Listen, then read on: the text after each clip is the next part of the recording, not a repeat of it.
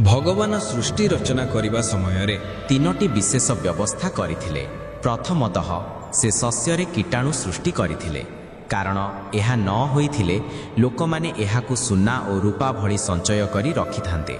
द्वितीयतः मृत्यु परे शरीर दुर्गंध सृष्टि करिथिले, नचित केही निज प्रियजन मानंकु जाळी बा पोती न थान्ते। तृतीयतः जीवन रे कौनसी संकट बा अघटन घटिले कांदिबा और समय सहित ताहा भूली जिबा सिखाइथिले, नचेत जीवन निराशा और अंधकार रे परिपूर्ण होई जाइथान्ता। बंधु माने जीवनर सबुठारु बड़ धक्का ताहा ही देई थाए, जाहाकु आमे काहा थारु आशा करू।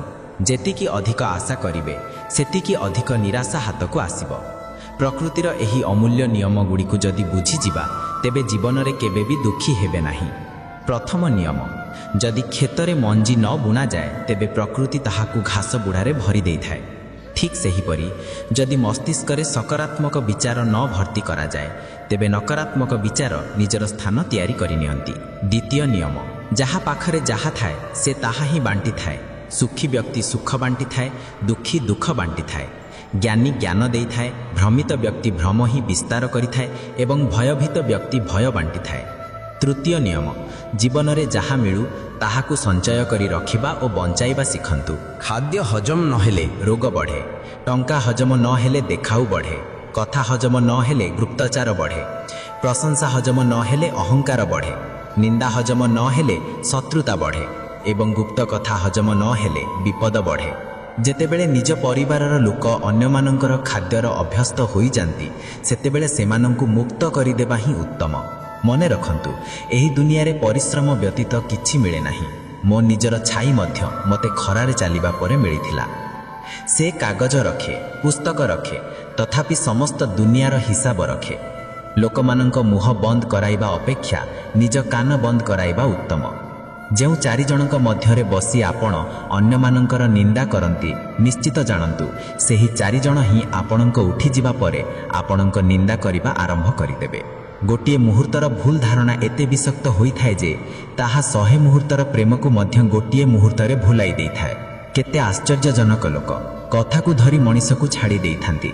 सफलता सर्वदा एकाठी स्वागत करि थाए, किंतु असफलता समस्तंक सामनारे चापुड़ा मारी थाए। हारी जाए सीए जे बारंबार अभियोग करे एवं जीति जाए सीए जे 1000 थर चेष्टा करे।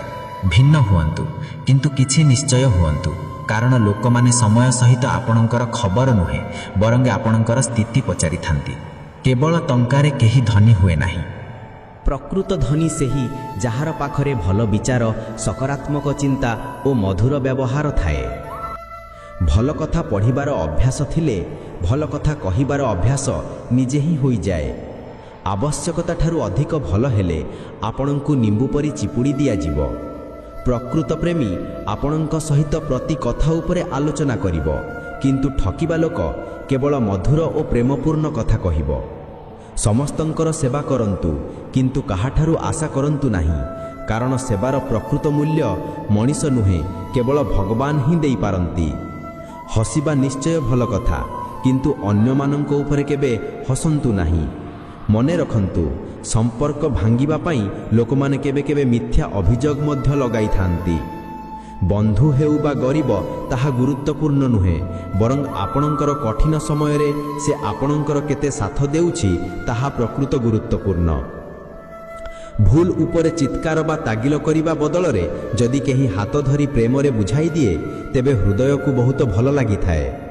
जेउ मानंकु प्रकृत रे कथा कहिबा आसे सेमाने अनेक समय रे चुप रही थांती। साहाय्य करिबा पाई धनी हेबा आवश्यक नुहे, बरं साहाय्य करिबार इच्छा थिबा आवश्यक। साहाय्य एमिति एक कार्य जहा कले लोकमाने भूली जांती एवं जदि न करंती तेबे सर्वदा मने रखंती। अनेक समय रे एकाकित्व सहित सही माने ही जानती जेउ माने जीवन रे कठिन और साहसिक निष्पत्ति ग्रहण करंती। किछि संपर्क भगवान निजे खराब करि दियंती, जेपरि आम जीवन खराब न हुए। मरी जाउथिबा लोकंक पई हजार हजार लोक कांदिबाकू मिली जिवे, किंतु जिए जीवित अछि ताकू बुझिबा पई गोटिए मध्य मिलिबो नाही। एका रहिबा और एका रही कांदिबा अनेक मनीषंकु अत्यंत शक्तिशाली करि दिए। ଯଦି ସନ୍ନିହିତ ସମ୍ପର୍କ ଚାହୁଁଛନ୍ତି ତେବେ ସେଗୁଡ଼ିକୁ ଗଭୀର ଭାବରେ ନିର୍ବାହ କରନ୍ତୁ, କାରଣ ଅମୂଲ୍ୟ ମୋତି କେବେ କୂଳରେ ମିଳେ ନାହିଁ। ଏହା ଆବଶ୍ୟକ ନୁହେଁ ଯେ କେବଳ କିଛି ଭୁଲ କରିବା ଦ୍ୱାରା ହିଁ ଦୁଃଖ ମିଳେ। କେବେ କେବେ ଅତ୍ୟଧିକ ଭଲ ହେବାର ମଧ୍ୟ ଭାରି ମୂଲ୍ୟ ଦେବାକୁ ପଡ଼ିଥାଏ। ସମୟ ଭଲ ଥିଲେ ଆପଣଙ୍କର ଭୁଲ ମଧ୍ୟ ହାସ୍ୟାସ୍ପଦ ଲାଗେ ଏବଂ ସମୟ ଖରାପ ଥିଲେ ହସ ମଧ୍ୟ ଭୁଲ ହୋଇଯାଏ। ଦୁନିଆର ସତ୍ୟ ଏହା ହିଁ ଯେ ପ୍ରକୃତ ମଣିଷକୁ ସର୍ବଦା ମିଥ୍ୟାବାଦୀ ଠାରୁ ଅଧିକ ସଫେଇ ଦେବାକୁ ପଡ଼ିଥାଏ। ଯାହାର ସ୍ୱଭାବ ସର୍ବଦା ପରିବର୍ତ୍ତନଶୀଳ ସେ କେବେ କାହାର ହୋଇପାରେ ନାହିଁ, ତାହା ସମୟ ହେଉ ବା ମଣିଷ। ଆପଣ ତ ସମସ୍ତେ ଦେଖାଇଥାନ୍ତି, କିନ୍ତୁ ପ୍ରକୃତରେ କିଏ ନିଜର ତାହା ସମୟ ହିଁ କହିଦେଇଥାଏ। ହୃଦୟର କଥା ସମସ୍ତଙ୍କୁ କହିବା ବନ୍ଦ କରନ୍ତୁ, କାରଣ କେବେ କେବେ ଆମେ ଭୁଲି ନଥାଉ, କିନ୍ତୁ ଆମ ପାଖରେ ସେହି ଶବ୍ଦ ନଥାଏ ଯାହା ଆମକୁ ସଠିକ୍ ପ୍ରମାଣିତ କରିପାରିବ। ଏହି ଦୁନିଆର ନା କୌଣସି ରଙ୍ଗ ଅଛି ନା କୌଣସି ଧନ। ଯଦି ଟଙ୍କା ପାଖରେ ଥାଏ ତେବେ ସବୁ କିଛି ଅଛି, ନଚେତ୍ ମଣିଷଟି ଭଲ ଥିଲା। ଏହା ଶୁଣିବା ପାଇଁ ଆପଣଙ୍କୁ ମରିବାକୁ ପଡ଼ିବ। ଏହା ହିଁ ଜୀବନର କଠୋର ସତ୍ୟ। ଯଦି ଆପଣଙ୍କ ସମସ୍ୟା ଜାହାଜ ଭଳି ବିଶାଳ ତେବେ ମନେ ରଖନ୍ତୁ, ପ୍ରଭୁଙ୍କ କୃପା ସାଗର ଭଳି ବ୍ୟାପକ। ମୂର୍ଖ ବ୍ୟକ୍ତି ସହିତ ଯୁକ୍ତି କରିବା ଠିକ୍ ସେହିପରି ଯେପରି ଗାଲରେ ବସିଥିବା ମଶାକୁ ମାରିବାର ଚେଷ୍ଟା କରିବା। ମଶା ମରୁ ବା ନ ମରୁ ଥାପଡ଼ା ନିଶ୍ଚୟ ଲାଗିବ। ବନ୍ଧୁତା ଓ ସମ୍ପର୍କରେ ସେତିକି ଟଙ୍କାର ଋଣ ଦିଅନ୍ତୁ ଯେତିକି ଭୁଲିଯିବାର ଶକ୍ତି ରଖନ୍ତି, ନଚେତ୍ ସମ୍ପର୍କ ଓ ଟଙ୍କା ଉଭୟ ହରାଇବେ। ଅନେକ ସମୟରେ ମିଥ୍ୟାବାଦୀର କଥା ମଧୁର ହୋଇଥାଏ ଏବଂ ସତ୍ୟବାଦୀର କଥା ସର୍ବଦା କଠୋର। ଯଦି କାହାର କଦର କରିବାକୁ ଚାହୁଁଛନ୍ତି ତେବେ ଜୀବିତ ଅବସ୍ଥାରେ କରନ୍ତୁ, କାରଣ ମରିଯିବା ପରେ ତାହା ବି ଘୃଣା କରୁଥିବା ଲୋକ ମଧ୍ୟ କହିଦେଇଥାଏ ମଣିଷଟି ବହୁତ ଭଲ ଥିଲା। କାହାକୁ କ୍ଷମା କରିବା ଏବଂ କ୍ଷମା ମାଗିବା ଏକ ଶକ୍ତି, ଦୁର୍ବଳତା ନୁହେଁ। ଖରାପ କେବଳ ସେତିକି କରନ୍ତୁ ଯେତିକି ନିଜ ଉପରେ ସହ୍ୟ କରିପାରିବେ। ଯାହାକୁ ଆମେ ସର୍ବାଧିକ ଭଲ ପାଉ ତାହାର ହିଁ ଆମକୁ କନ୍ଦେଇବାର ସର୍ବାଧିକ ଶକ୍ତି ଥାଏ। ଯିଏ ପ୍ରକୃତରେ ଭିତରୁ ଶକ୍ତିଶାଳୀ ସେ ହିଁ କ୍ଷମା କରିପାରେ। ଖାଲି ଲୋକମାନେ କେବଳ ପ୍ରତିଶୋଧର ଅଗ୍ନିରେ ଜଳିଥାନ୍ତି। ଶ୍ରୀକୃଷ୍ଣ କହିଛନ୍ତି, କେବେ ନିରାଶ ହୁଅନ୍ତୁ ନାହିଁ। ଜୀବନ ହଠାତ୍ କେଉଁଠୁ ବି ଭଲ ମୋଡ଼ ନେଇପାରେ। ଲୋକମାନଙ୍କୁ ସମୟ ଦେବା ଶିଖନ୍ତୁ। ଯିଏ ସହିଯାଇ ମଧ୍ୟ ଆପଣଙ୍କ ସହିତ ଛିଡ଼ା ରହିବ ତାଠାରୁ ଅଧିକ ଭଲ ପାଇବା ଆପଣଙ୍କୁ କେହି ନୁହେଁ। କିଛି ଲୋକଙ୍କୁ ଛାଡ଼ିବା ଆବଶ୍ୟକ ହୋଇଯାଏ, କାରଣ ଯଦି ଆମେ ସେମାନଙ୍କୁ ନ ଛାଡ଼ୁ ତେବେ ସେମାନେ ଆମକୁ କେଉଁଆଡ଼େ ଛାଡ଼ିବେ ନାହିଁ। ଅଧିକ ବୋଝ ଧରି ଚାଲୁଥିବା ଲୋକମାନେ ଅନେକ ସମୟରେ ବୁଡ଼ିଯାଆନ୍ତି, ତାହା ସମାନ ହେଉ ବା ଅଭିମାନ। ମନେ ରଖନ୍ତୁ, ଠକେଇ କେବେ ମରେ ନାହିଁ, କେବଳ ସମୟ ସହିତ ନିଜର ଚିହ୍ନ ଛାଡ଼ି ଦେଇଥାଏ। ଆଜି ଆପଣ ଦେବେ ତେବେ କାଲି ନିଶ୍ଚୟ ମିଳିବ। ଏହି ଦୁନିଆକୁ ମିଥ୍ୟାବାଦୀ ଲୋକମାନେ ହିଁ ପସନ୍ଦ କରିଥାନ୍ତି। ଟିକିଏ ସତ୍ୟ କହିବାକୁ ଗଲେ ନିଜର ହିଁ ରାଗିଯାଆନ୍ତି। ସତ୍ୟ ଯଦି ସୁନ୍ଦର ନୁହେଁ ତେବେ ଶବ୍ଦର ସୁନ୍ଦର ହେବା ବହୁତ ଆବଶ୍ୟକ, କାରଣ ଲୋକମାନେ ଚେହେରା ଭୁଲିଯାଆନ୍ତି କିନ୍ତୁ ଶବ୍ଦକୁ କେବେ ଭୁଲନ୍ତି ନାହିଁ। ମିଥ୍ୟା ଶପଥରେ ମଣିଷ କେବେ ମରେ ନାହିଁ, କିନ୍ତୁ ବିଶ୍ୱାସ ନିଶ୍ଚୟ ମରିଯାଏ। ଛୋଟ ହେଲେ ମଧ୍ୟ ନିଜର ଏକ ଭିନ୍ନ ପରିଚୟ ନିଶ୍ଚୟ ତିଆରି କରନ୍ତୁ। ଯଦି ସଫଳତାର ଦ୍ୱାର ପର୍ଯ୍ୟନ୍ତ ପହଞ୍ଚିବାକୁ ଚାହୁଁଛନ୍ତି ତେବେ ପରିଶ୍ରମର ଚାବିକୁ ଘୂରେଇବା ହିଁ ପଡ଼ିବ। ଯିଏ ଆପଣଙ୍କ ଉପରେ ରାଗିଯାଏ ତାକୁ ଛାଡ଼ି ଦିଅନ୍ତୁ, କାରଣ ବୋଝ ହୋଇଯିବା ଅପେକ୍ଷା ସ୍ମରଣୀୟ ହୋଇଯିବା ଉତ୍ତମ।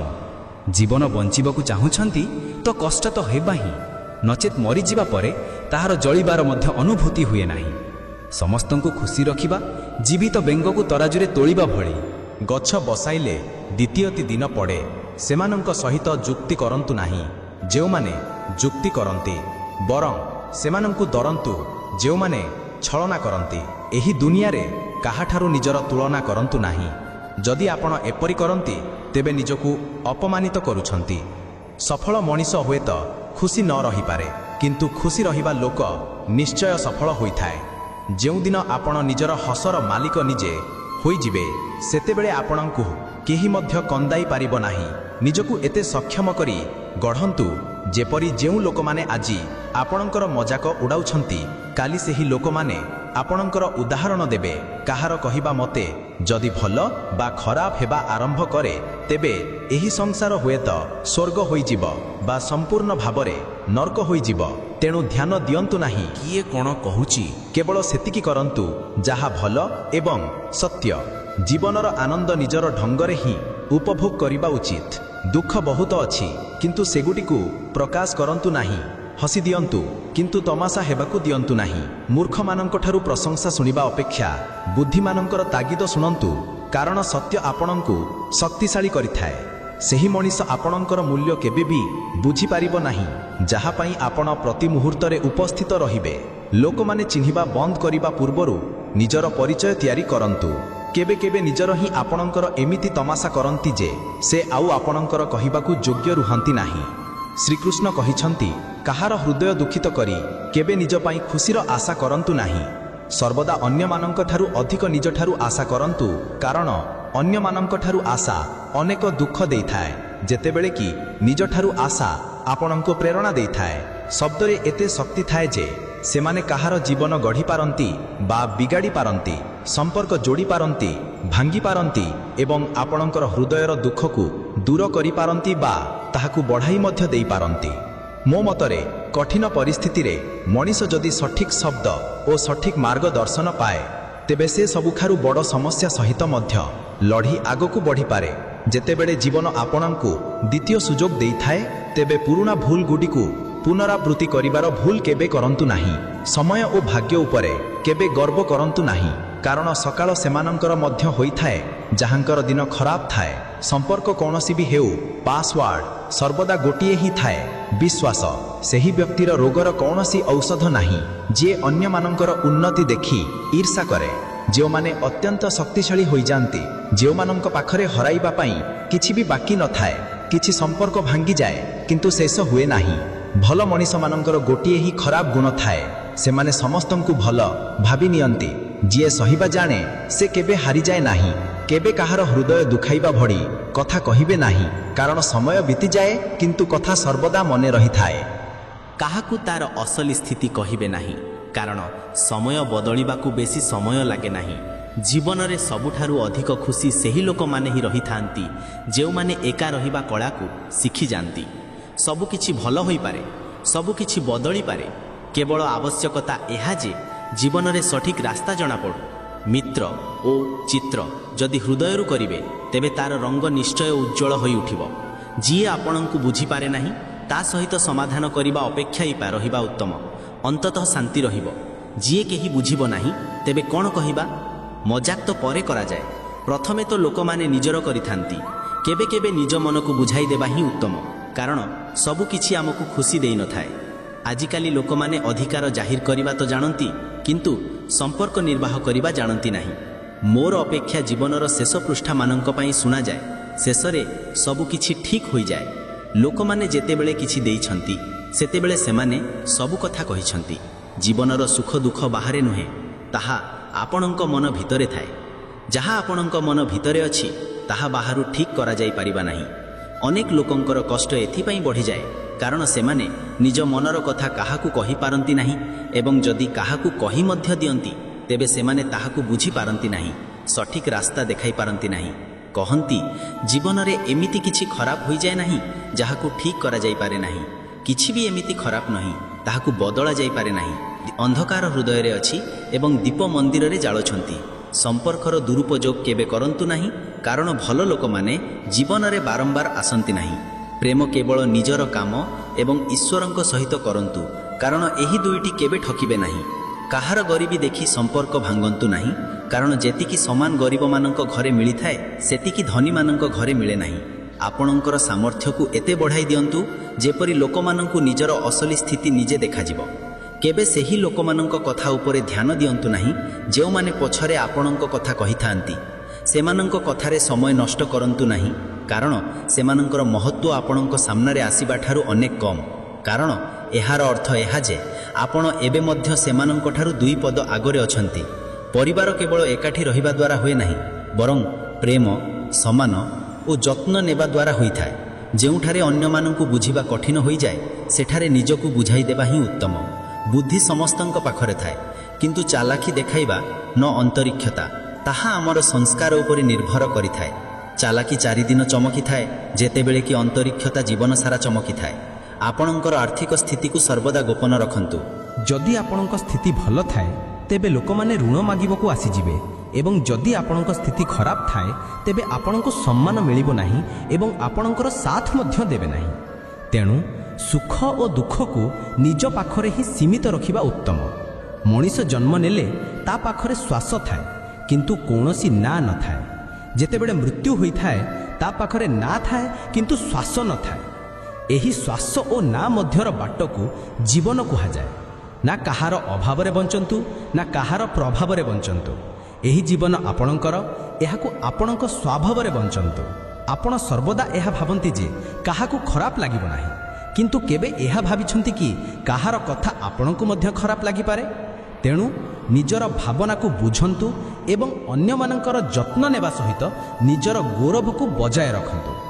ଏହା ହିଁ ଜୀବନର ସଠିକ୍ ସନ୍ତୁଳନ। ଅନେକ ସମୟରେ ଲୋକମାନେ ମଜାକର ଆଶ୍ରୟ ନେଇ ହୃଦୟର କଥା କହିଦେଇଥାନ୍ତି। ଜୀବନରେ ଯଦି କିଛି ପାଇବାକୁ ଚାହୁଁଛନ୍ତି ତେବେ ନିଜର ସମ୍ପୂର୍ଣ୍ଣ ଧ୍ୟାନ ଓ ଶକ୍ତି ତାରି ଉପରେ ଲଗାନ୍ତୁ।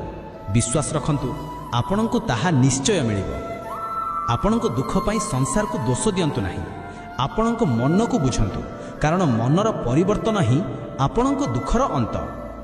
ଆଖିର ଲୁହ ଓ ହୃଦୟର କାହାଣୀ ସମସ୍ତଙ୍କୁ ବୁଝିବାକୁ ଆସେ ନାହିଁ। ଜୀବନ ଆପଣଙ୍କୁ ଏପରି ପରିସ୍ଥିତିରେ ରଖିଥାଏ ଯେଉଁଠାରେ ଆପଣ ଭଲର ଆଶା କରନ୍ତି। ଅହଙ୍କାରୀ ବ୍ୟକ୍ତି ପାଇଁ କୌଣସି ଈଶ୍ୱର ନାହାନ୍ତି ଏବଂ କ୍ରୋଧୀ ବ୍ୟକ୍ତିର କୌଣସି ବନ୍ଧୁ ନାହାନ୍ତି। ଭୁଲ ଧାରଣାରେ ଫସିଥିବା ଲୋକମାନଙ୍କ ସହିତ କଥା ହୁଅନ୍ତୁ। ଅନ୍ୟମାନଙ୍କ ସହିତ କଥା କହିଲେ କଥା ବଢ଼ିପାରେ।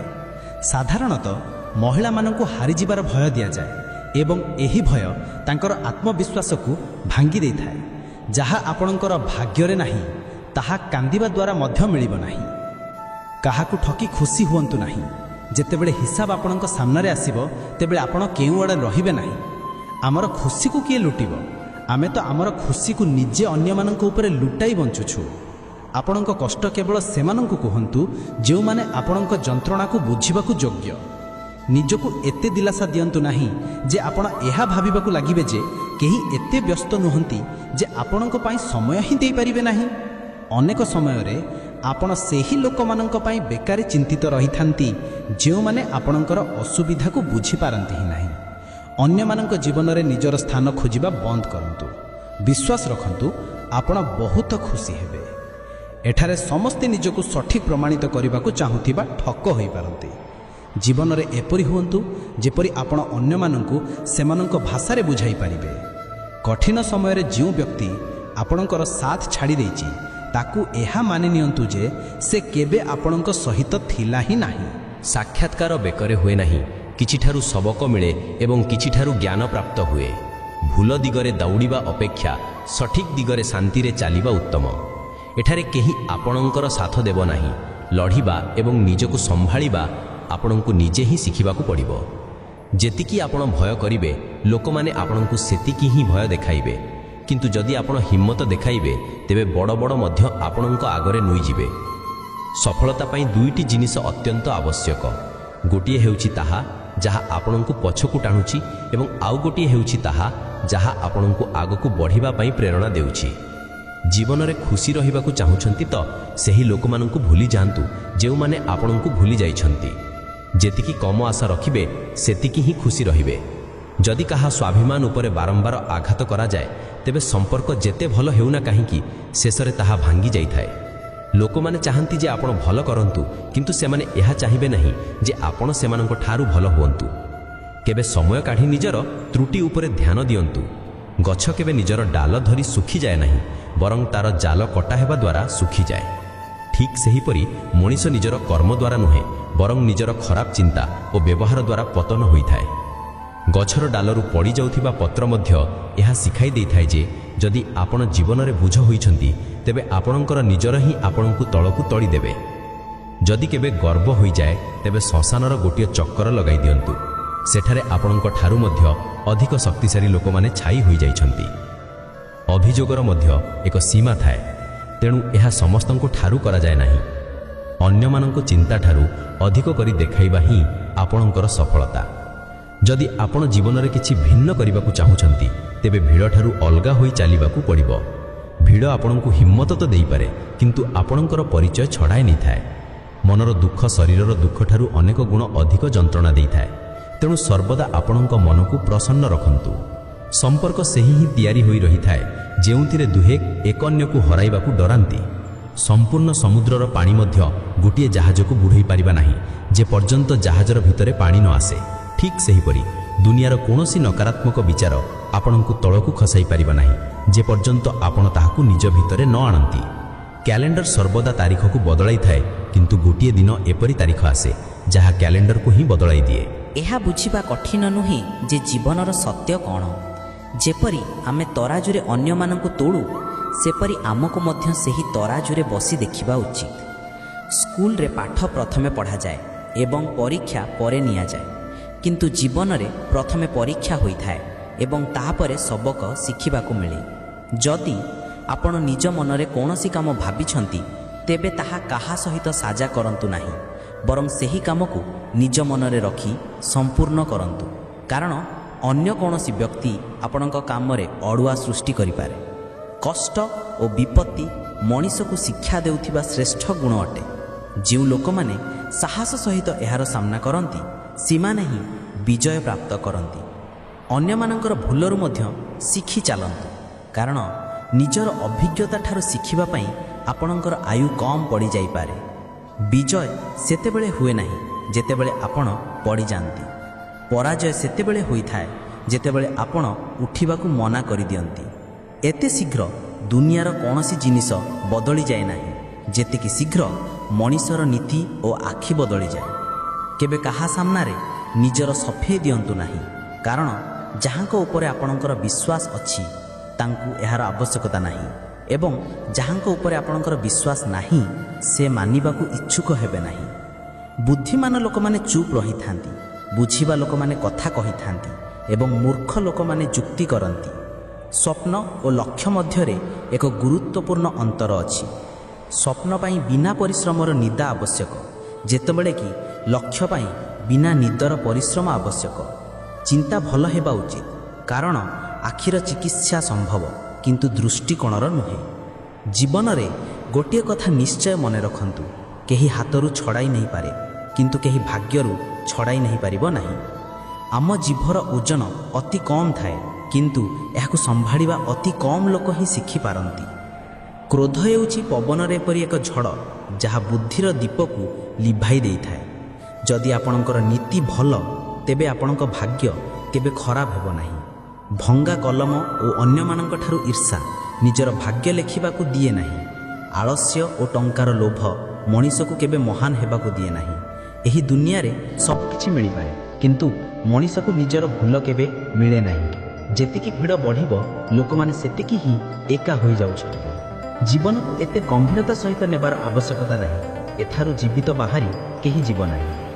ଲୋକମାନଙ୍କର ରୋଜଗାର ଛୋଟ ହେଉ ବା ବଡ଼, ରୁଟିର ଆକାର ସମସ୍ତଙ୍କ ଘରେ ଏକା ଭଳି ହୋଇଥାଏ। ମଣିଷର ଇଚ୍ଛା ଥାଏ ଯେ ତାକୁ ଉଡ଼ିବା ପାଇଁ ଡେଣା ମିଳୁ, ଯେତେବେଳେ କି ପକ୍ଷୀମାନେ ଭାବନ୍ତି ଯେ ସେମାନଙ୍କୁ ରହିବା ପାଇଁ ଘର ମିଳୁ। କର୍ମ ଦ୍ୱାରା ହିଁ ମଣିଷର ପରିଚୟ ହୋଇଥାଏ। ଅସମ୍ଭବ ଶବ୍ଦର ବ୍ୟବହାର କେବଳ ଅକ୍ଷମ ଲୋକମାନେ କରିଥାନ୍ତି। ବୀର ଓ ବୁଦ୍ଧିମାନ ଲୋକମାନେ ନିଜର ରାସ୍ତା ନିଜେ ତିଆରି କରିଥାନ୍ତି। ଦୁର୍ବଳ ବ୍ୟକ୍ତି ସହିତ ଶତ୍ରୁତା ଅଧିକ ବିପଜ୍ଜନକ ହୋଇଥାଏ, କାରଣ ସେ ସେହି ସମୟରେ ଆକ୍ରମଣ କରେ ଯାହାର ଆପଣ କଳ୍ପନା ମଧ୍ୟ କରିପାରିବେ ନାହିଁ। ଗୋଟିଏ ଭଲ ଚରିତ୍ରର ନିର୍ମାଣ ହଜାର ଥର ଝୁଣ୍ଟିବା ପରେ ହିଁ ହୋଇଥାଏ। ଆପଣ ଜୀବନକୁ ଗୋଟିଏ ଲକ୍ଷ୍ୟ ଉପରେ ନିର୍ଦ୍ଧାରିତ କରନ୍ତୁ। ଆପଣଙ୍କ ସମ୍ପୂର୍ଣ୍ଣ ଶରୀରକୁ ସେହି ଲକ୍ଷ୍ୟରେ ଲଗାଇ ଦିଅନ୍ତୁ ଏବଂ ପ୍ରତ୍ୟେକ ଅନ୍ୟ ବିଚାରକୁ ଆପଣଙ୍କ ଜୀବନରୁ ବାହାର କରିଦିଅନ୍ତୁ। ଏହା ହିଁ ସଫଳତାର ପୁଞ୍ଜି। ଜୀବନର ରାସ୍ତା ତିଆରି ହୋଇ ଆସେ ନାହିଁ, ନିଜକୁ ତିଆରି କରିବାକୁ ପଡ଼ିଥାଏ। ଯେଉଁମାନେ ଯେପରି ରାସ୍ତା ତିଆରି କରିଛନ୍ତି, ସେମାନଙ୍କୁ ସେପରି ମଞ୍ଜିଲା ମିଳିଛି। ବ୍ରହ୍ମାଣ୍ଡର ସମସ୍ତ ଶକ୍ତି ପୂର୍ବରୁ ହିଁ ଆମ ପାଖରେ ଅଛି। ଆମେ ହିଁ ଆମ ଆଖି ଉପରେ ହାତ ରଖିଦେଉ ଏବଂ ତାପରେ କହୁଛେ କେତେ ଅନ୍ଧକାର। ନାୟକ ହୁଅନ୍ତୁ ଏବଂ ସର୍ବଦା କୁହନ୍ତୁ ମୋତେ କୌଣସି ଭୟ ନାହିଁ। ଉଠନ୍ତୁ, ଜାଗ୍ରତ ହୁଅନ୍ତୁ ଏବଂ ସେତେ ପର୍ଯ୍ୟନ୍ତ ନ ରୁହନ୍ତୁ ଯେପର୍ଯ୍ୟନ୍ତ ଲକ୍ଷ୍ୟ ପ୍ରାପ୍ତ ନ ହୁଏ। ସମ୍ଭବର ସୀମା ଜାଣିବାର ଗୋଟିଏ ହିଁ ଉପାୟ ହେଉଛି ଅସମ୍ଭବ ଠାରୁ ମଧ୍ୟ ଆଗକୁ ଚାଲିଯିବା। ଜୀବନରେ ଅଧିକ ସମ୍ପର୍କ ଥିବା ଆବଶ୍ୟକ ନୁହେଁ, କିନ୍ତୁ ଯେଉଁ ସମ୍ପର୍କ ଅଛି ତାହାର ଜୀବିତ ହେବା ଆବଶ୍ୟକ। ଯେତିକି ବଡ଼ ସଂଘର୍ଷ ହେବ, ବିଜୟ ସେତିକି ହିଁ ବଡ଼ ହେବ।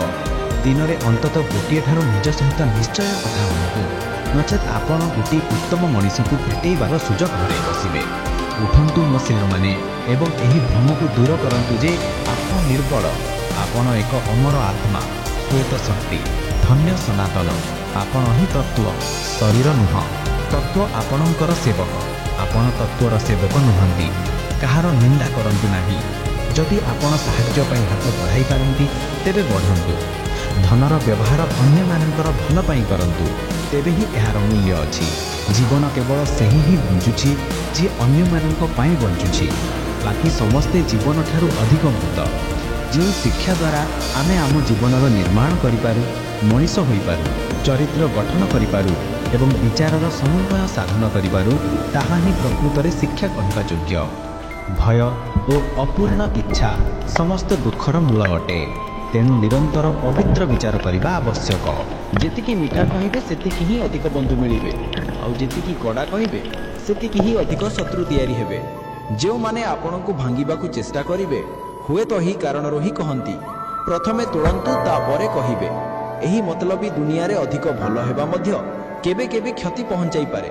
ସମୟ, ପାଣିପାଗ ଆଉ ଲୋକମାନଙ୍କର ସମସ୍ତଙ୍କର ଏକା ଭଳି ସ୍ୱଭାବ ଥାଏ। କିଏ କେବେ ଆଉ କେଉଁଠାରେ ବଦଳିଯିବ ତାର କୌଣସି ଅନୁମାନ ନଥାଏ। କାନ୍ଦିବା ଦୁର୍ବଳତା ନୁହେଁ, କେବେ କେବେ କାନ୍ଦିବା ଦ୍ୱାରା ମଣିଷ ଶକ୍ତିଶାଳୀ ହୋଇଯାଏ। ସମୟଠାରୁ ଅଧିକ କେବଳ ସେହି ସମ୍ପର୍କର ମୂଲ୍ୟ ଦିଅନ୍ତୁ ଯେଉଁମାନେ ସମୟରେ ଆପଣଙ୍କର ସାଥ ଦେଇଛନ୍ତି। କାହାକୁ ବି ଅଧିକ ସୁଧାରିବାକୁ ଚେଷ୍ଟା କରିବେ ତ ସେ ଆପଣଙ୍କର ଶତ୍ରୁ ହୋଇଯିବ। ଯେତିକି ଗଭୀର ସମ୍ପର୍କ ଥାଏ ସେତିକି ଅଧିକ ଆଶା ଥାଏ। ଯେତିକି ଅଧିକ ଆଶା ଥାଏ ସେତିକି ଗଭୀର ଆଘାତ ମଧ୍ୟ ଲାଗିଥାଏ।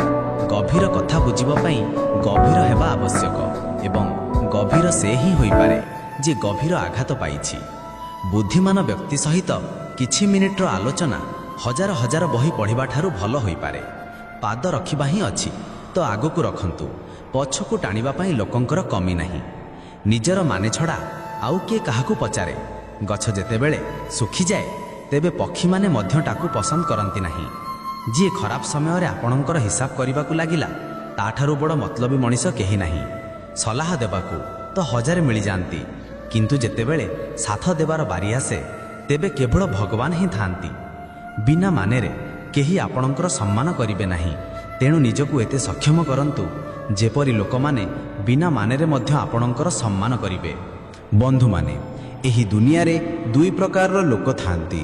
ଗୋଟିଏ ଯେଉଁମାନେ ଛୋଟ ଛୋଟ ଅସୁବିଧାରେ ଭୟ ଓ ଘବରାଣିରେ ଚାଲିଯାଆନ୍ତି ଏବଂ ଅନ୍ୟମାନେ ଯେଉଁମାନେ କେତେ ବଡ଼ ମୁସ୍କିଲ ଆସୁ ସର୍ବଦା ଖୁସି ରହିଥାନ୍ତି। ପ୍ରତ୍ୟେକ ଅସୁବିଧାରେ ନିଜକୁ ସମ୍ଭାଳିବା ଏକ ବିଶେଷତ୍ୱ। କିଛି ଲୋକ ଏପରି ଥାଆନ୍ତି ଯେଉଁମାନଙ୍କ ପାଖରେ ସବୁ କିଛି ଥାଏ ତଥାପି ସେମାନେ ସର୍ବଦା ଦୁଃଖୀ ରହିଥାନ୍ତି, ଯେତେବେଳେ କି କିଛି ଏପରି ମଧ୍ୟ ଥାଆନ୍ତି ଯେଉଁମାନଙ୍କ ପାଖରେ କିଛି ବି ନଥାଏ କିନ୍ତୁ ସେମାନେ ସର୍ବଦା ଖୁସି ରହିଥାନ୍ତି। ପଢ଼ିବା ମଧ୍ୟ ଭଲ, କାରଣ ଏହାଦ୍ୱାରା ନିଜର ଅସଲି ସ୍ଥିତିର ଜଣାପଡ଼ିଥାଏ।